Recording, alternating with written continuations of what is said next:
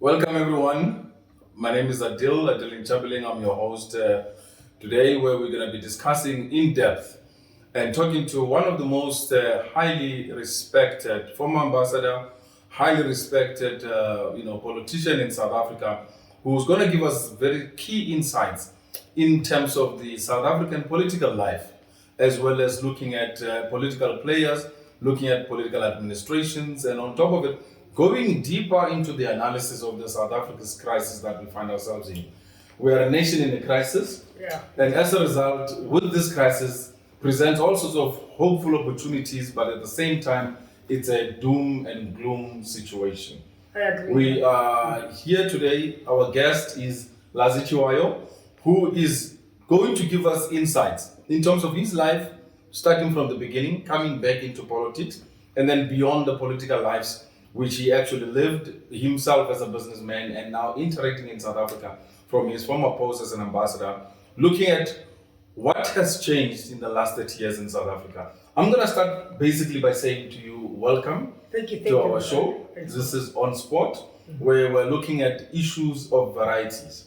Today, we're doing an unscripted show where we want to hear your views, your perceptions, and your views on particular aspects of South Africa, particularly this country that we find ourselves. The South Africa that we are currently finding ourselves started off as South Africa, which was hopeful.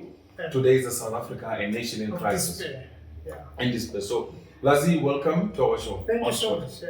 It is so interesting. I was saying in a very lighted note that actually, in a way, I'm family, to you. In fact, directly, not even directly, in a sense that my mother, biological mother, yes, your beginnings. Married in Chabeling.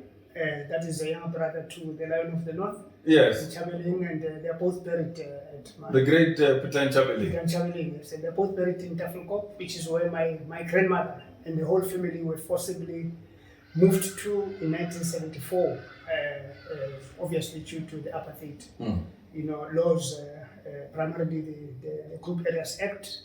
And it's so interesting that when I mentioned that, especially the incident of the first removal, I was already born. I was born in Buchabelo, which was a settlement that was created by the Lutheran Church and missionary with the younger brother of King Sikoko. It was like brother. It was a prince that became one of the earlier converts when the Berlin mission of the Lutheran Church established its own mission in Raskokole currently. And they were driven out in the 18th century due to what they seem to see as an enclave that was becoming an island in the whole petty kingdom of individuals that were beginning to discourage let's call it religious or spiritual marriages, because they're beginning to see themselves as more enlightened by virtue of the fact that what they and of course, out of that, we have two parts. When I won't get into that history, but what happened is when the king realized that they were beginning to create themselves into an enclave that was undermining the petty traditions, rituals, or paying homage and respect to the ancestors, but seeing the value and importance of African spirituality that also had to do with what I can call, placing significance to African angels. Yes. Which is the same theory. Our heritage. It's the same theory as talking about the ancestors that are referred to in the Bible, Adam. Those are people that live in a mortal sense, that are part of a history, heritage, and a legacy that is associated with a belief system that is obviously more inclined to you, whether you want to call it Judaism or Christianity. In the Quran, they will refer to Muhammad. Yes. These are spiritual, individuals that become institutions at some point that, they obviously. So your early beginnings, what shaped you to be the man you are today? It's exactly that. From the early upbringing. it's exactly that. To because- become now a liberation activist. Yes, a one thing that struggle my activist. one thing that my grandmother did not stop talking about, and she would put it in secret. You know, when people are jealousy, Yeah. they forcibly removed us where we live. And as I go often to visit my grandfather's grave, as she said, she visited that grave in Buchabe, Toronto area. She still, with the community, went to where our settlements were, and she said, all what we find came Marupi, which was just ruins. Yeah, ruins. Meaning that they were not removed because there are people that had to stay there. So as and when I interrogated, wanting to know, but why would they move you away? Because I was still a toddler. I had already started at a mission school, you know, which we can call a preschool, but it was actually a church school, when we were forcibly removed and dumped in Tafelkop. All I found in Tafelkop with my grandmother was not even any of the possessions he had. She was a livestock farmer. They had anything and everything where they lived. They always said the only three things that they had to actually get money for is candles, lantern lights, and match. You know, that those are the only things that they had to buy that necessitated them to obviously sell their produce. And they went to, I took her when she was 95, and may her soul rest in peace. She took me to all the areas, Bupethal, Emelo, Bolitenberg, all where their community was concentrated, but that is actually where they were also selling their produce as young girls. Because Matutu, which is my grandmother, was born around the very same period that Sekhukhune decreed that all those that are converts must be killed. It was decreed, or be given an option to be reintegrated into the community. But those that were literally adopted were old people, children, and women. So, yes, and of course the possessions of this new community of Christians that were beginning to. Where did you find politics in all of that? Politics, the one thing that is so interesting about Mama Holo that raised me up, she was an elder sister to my grandmother, because when we were forcibly removed, realizing that there was no opportunity that I was going to be exposed to, because as I said, the only thing we found in Tafelkop was a tent, an army tent, nothing else. What they did is all the possessions that they took away from the community were all dumped in Chainfest, Pottershoek, and Mosterlos. Yes. So there was no inventory that followed all people that. So your belongings, your family furniture, your family relics. Not even a spoon. All of it was lost in the process. We didn't even have a spoon when we landed there. The following day, grandmother, being who she is, went around and asked neighbors what can be done. Then we learned that there's a truck that comes and pick up farm workers that go to extract cotton. I was 5 years old. I had to climb into, I was going to turn 6. I had to climb into a truck, literally lifted to climb the truck. I don't know how the grandmother found people to even persuade them so that I can just go with all the workers. I was the youngest employee to go extract cotton in the farms, and we're earning £1, I remember, and all the way, in fact, you started work at the age of 5? Yes, 5. I started work as a child labor. labor. As a child labor? Yeah, because we were there with no food, nothing, not even a pot or spoon. So the only option. But why, as South Africans, we never speak the stories? But right? the only option, never shared this. The only option I had, the grandmother had, was to get me into the truck. And apparently, well, in Duna, had to understand, given the headman that came to recruit labor in Kekafrikop, where my grandmother is buried, in my biological mother, Linda Chavili, and Fetolan Chavili, my dad, Kasper Tate. In English, you call that stepdad.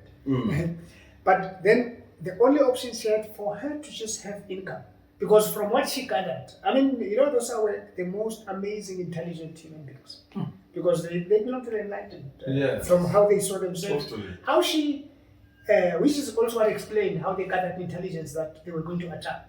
They fled, and they went to buy a piece of land called Buchabelo through money that they raised through the Berlin machine in Germany. So, but it just gives you an amazing dimension of mystery that around that time she could gather information about how she could get employment for a 5-year-old to go. And as I said, pounds is what I came up with, but also libupi and sugar. So that's what you're getting as part of your income. And that's how it's monthly.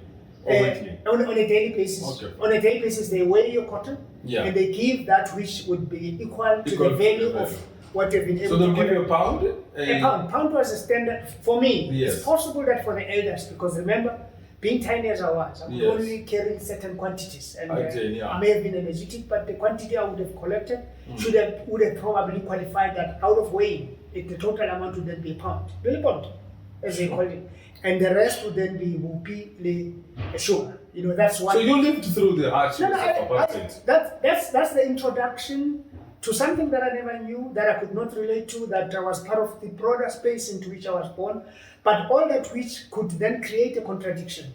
That became what I can call conscientization at an early age, was that I was quite conscious of a life of very successful, sustainable peasant farmers. As a peasant farmer. That never had to work for anyone. Uneducated.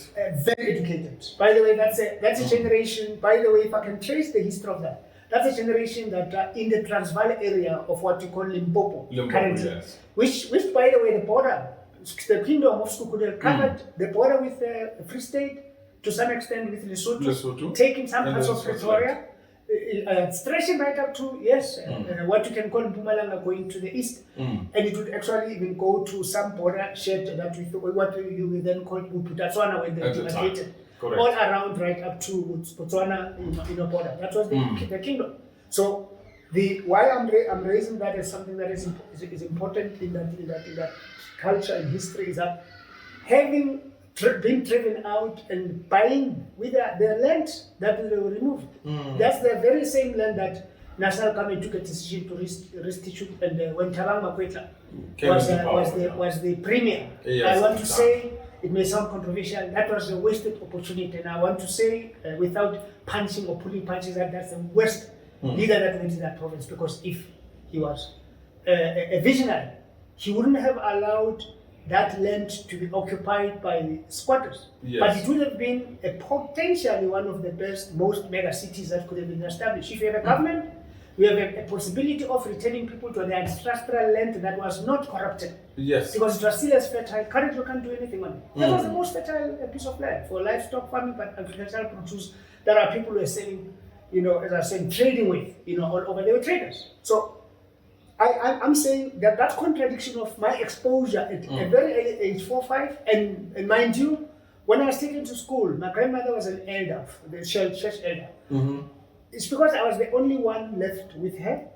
My mom was a domestic worker in Middleburg, and there was an elder lady that is my cousin called Tebo, who had but to momentarily come to take care of grandmother Homape.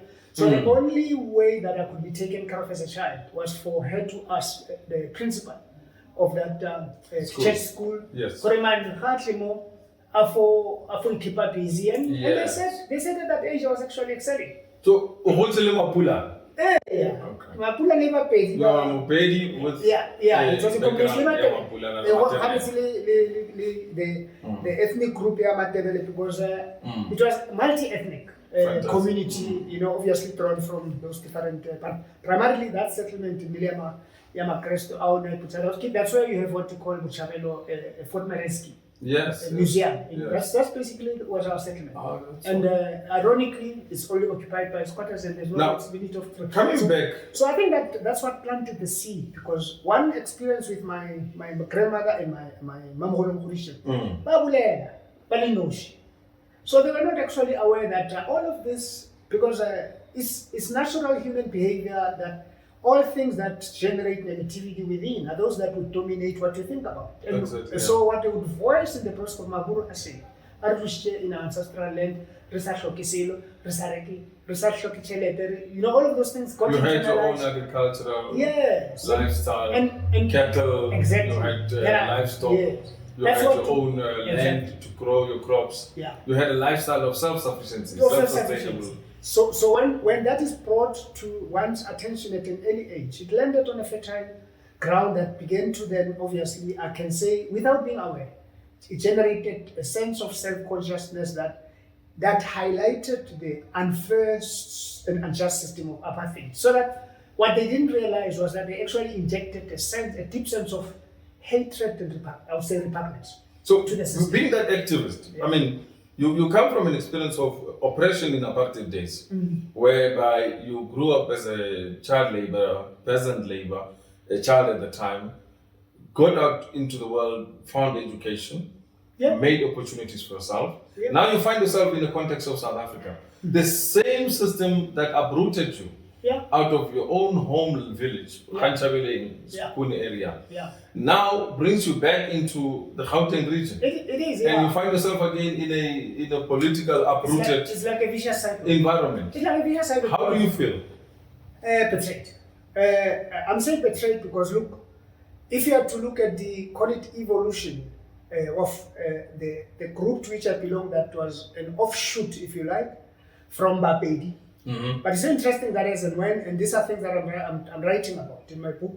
It's a new book project that it's so interesting that the persecution of Pedi worshippers that were religious converts, the very same geographic area where they were persecuted and driven, where there was an intention to entrench African spirituality and beliefs, which by the way is what I believe in now, because having really lived through and being exposed to Christianity, which was a very important building block in that it shaped me, shaped my character. Yes. And actually, to a very large extent, my own political inclination was on the foundation of the Christian teachings that brought to the center of my upbringing African Christian faith, morality. Now, from your Christian background, how did you join the ANC or the liberation struggle during the time of apartheid and post-apartheid? It's so interesting that growing into a church environment, the most important building block, obviously, in any society, even in villages, or in any society, globally, is a family.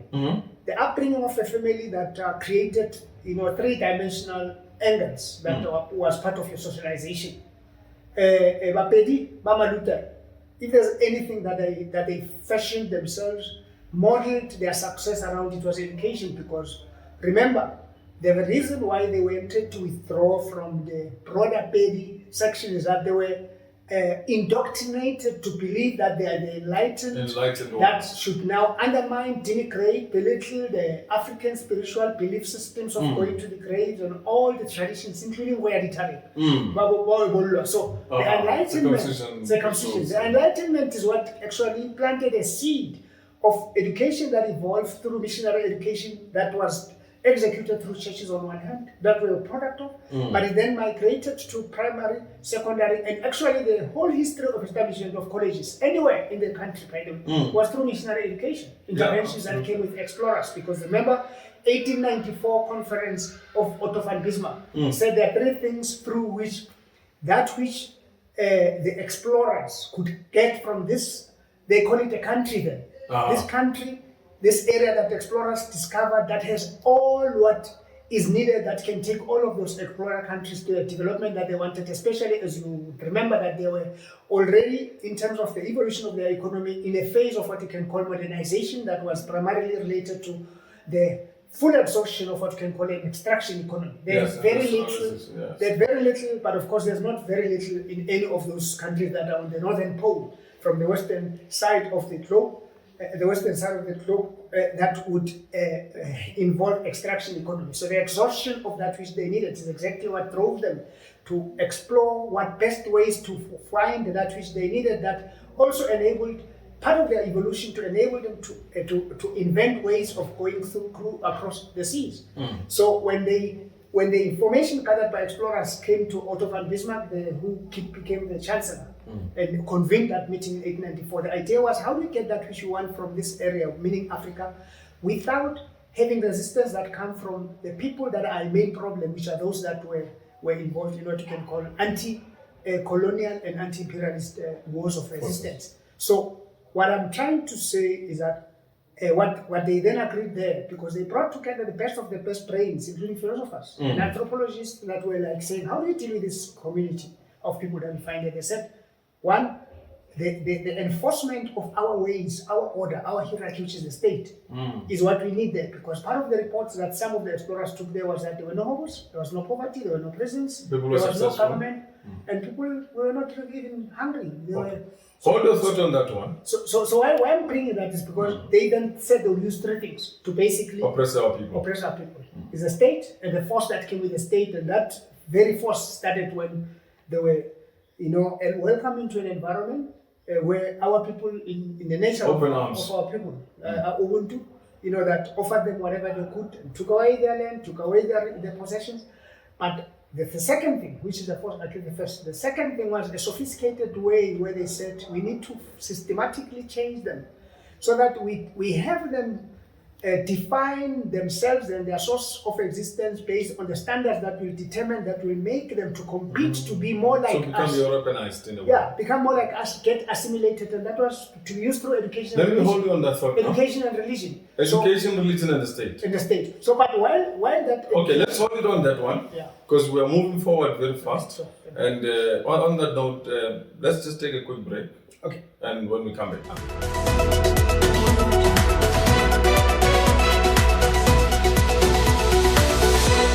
Now, coming back to our mainstream and our unscripted discussion with a very well-known activist, Lassy Chiwayo, giving us an insight in terms of what happened in his life, his episode when he is now a liberation struggle, activist, as well as a prisoner as Robben Island.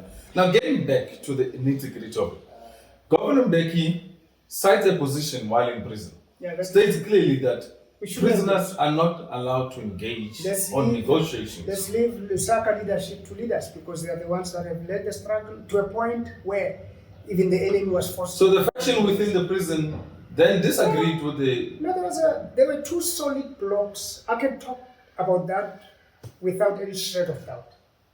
And unfortunately, some dimensions of those solid blocks had what I can call the nationalist inclination and the pro-socialist inclination. Mm-hmm. So Governor Talk to us about those. Yeah, Governor being solidly an uncompromising Marxist. Yes. And of course, someone that, if there are two very important dimensions that constituted the pillars and building blocks of his revolutionary flavor, is what you can refer to as the peasant revolution, the socialist revolution, which is something that to him were two sides of what should be the foundation of the South African revolution, although he understood Governor Mbeki and anyone else that were I think more enlightened to a point that the realization of what they thought were the primary contradictions that the South African question could be understood from, which had an inherent element and its foundation, by the way, because the South African Popular Grievance Foundation is imperialist and colonialism. But what has changed? Let's get to the key core question. No, what has changed is that we don't talk about these things any longer. We've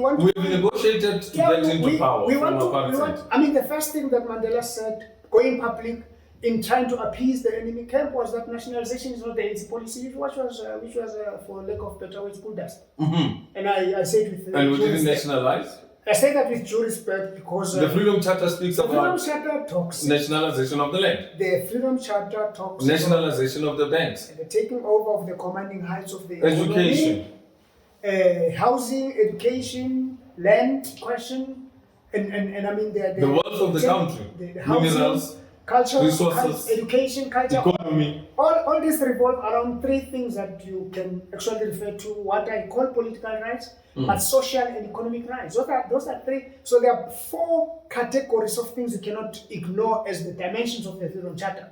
One, the state, the governance, and the leadership and authority that it qualifies, that it cannot and it will never be just. It will never be referred to as being just and fair unless it is based on the will of the people. No, just give me your point of view.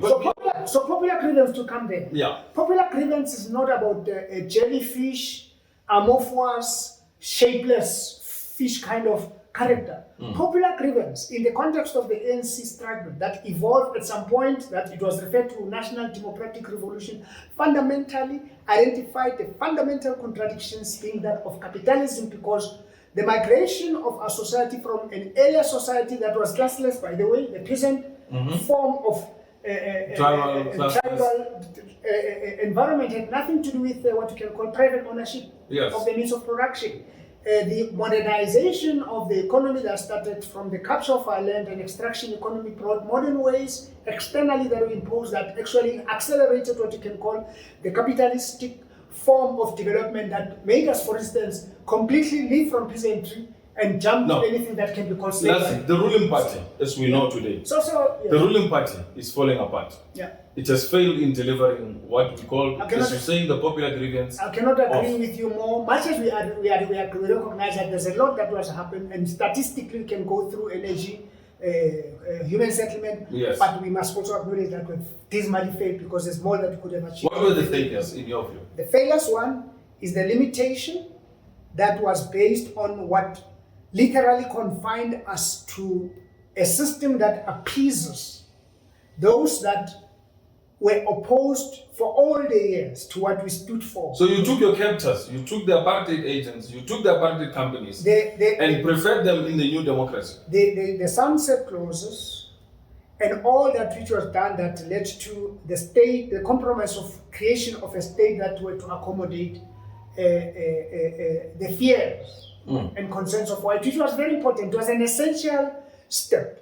It was a very important, inevitable, what I can call foundation, because with what could have resulted into a civil war, the only way to really manage that transition, which was a very complex and sensitive situation, was to create a point of convergence of what you can call white interest, which included primarily the Afrikaner nationalism and African nationalism that links to the... But you compromised on the basis of the actually selling out the black majority. Because the whites continued enjoying and even growing in wealth. Look, I would say... But the black majority became more poorer, like what we're having today. I would say, the complexity of dealing with social revolutions, if you like, doesn't lie with looking at the cosmetic reflection of what you think, what you see. It lies with understanding the depth and the dynamics of the conditions of the day. What I can say is that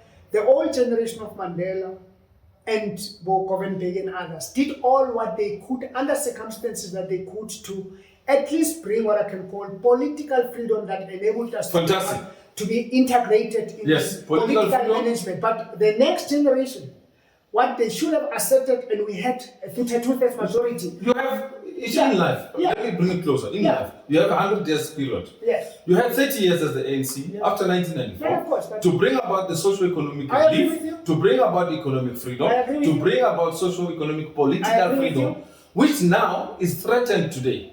There is no political freedom because if you challenge certain things in South Africa, you get in prison. Let me go to the tracing of... Economically. Let me go to the tracing of the weaknesses, inherent weaknesses. This is what happened.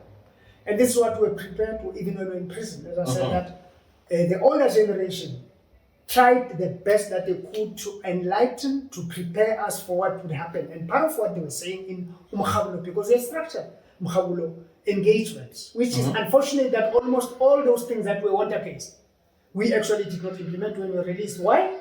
Because we are dealing here with an enemy that was not just the South African enemy. Our struggle is always from the beginning. It was a global struggle. Because it was an anti-imperialist struggle, because the colonialism of a special type that we characterize as our popular, what led to the popular grievance, is something that acknowledged that eventually those that came as settlers made South Africa their home and actually became colonizers through the Union of South Africa and the the Republic that was declared in 1931. When the Nationalist Party took over, that then elevated no longer the union that was really more a combination of British and Dutch, but those that were of Dutch origin were more settlers. So the characterization of the colonialism of the special type referred to a need for us to systematically dismantle the contradictions that created a capitalistic system that was not, in our case, it was not of a global nature because it brought the racial, it brought the gender, it brought the geographic, and other dimensions that actually literally took the majority of those people that are indigenous South Africans and literally drove them to the periphery of the South African economy. So it's not just driving them out of the periphery in terms of economic, socio-economic exclusion, political, socio-economic, by the way, even driven out of what was defined as white South Africa, where they had to be now taken to reserves where there was no activity, any form of activity that can sustain, so that there's a vast number of what I can call labor reserve that could be created and actually institutionalize a system that would exclude them from economic, and social opportunities, which include educational, but also residential. They were completely excluded of what was called South Africa. So basically, it's the same as relegating a living human being into a non-citizen. But I get the point. A young South African will ask you the same question.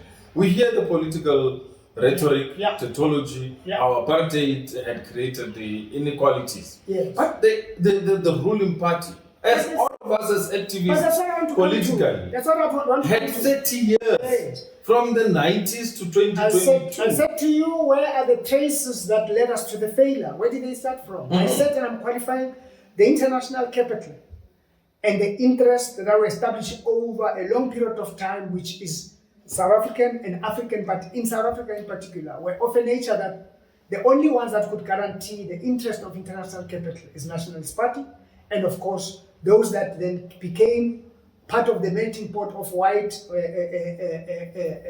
privilege, which is fundamentally white and English capitalists. And when you look at the division of South Africa into 4 provinces, it took those dimensions that still recognize the power of the Dutch and the British, but the end of South Africa and all the changes in the political landscape that led to the Republic of 1931, as I said, then gave authority and power to the South African Republic, presiding over the interest and safeguarding the interest of global and South African capital. But the interesting thing is, and this is the point I'm making, the Afrikaner and white domestic capital had developed to a point where apartheid became a barrier for their development, because at any point that apartheid capital develops to a particular national geographic point of saturation, it seeks to be part of the broad, what you can call imperialist. So never ever underestimate the role of that imperialist dimension that then forced an ANC government, that any democratic dispensation that will be negotiated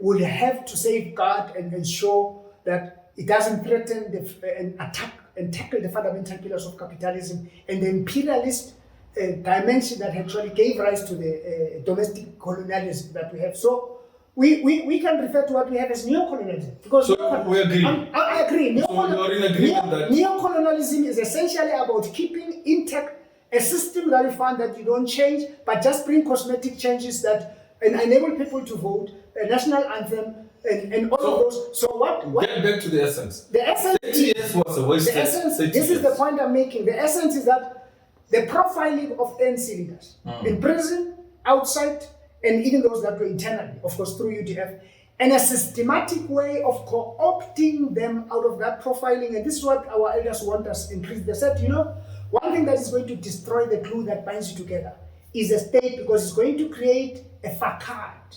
The facade of... A facade. So the facade that creates an illusion that your liberation can then be achieved. And at that point, the danger is that you're going to be running to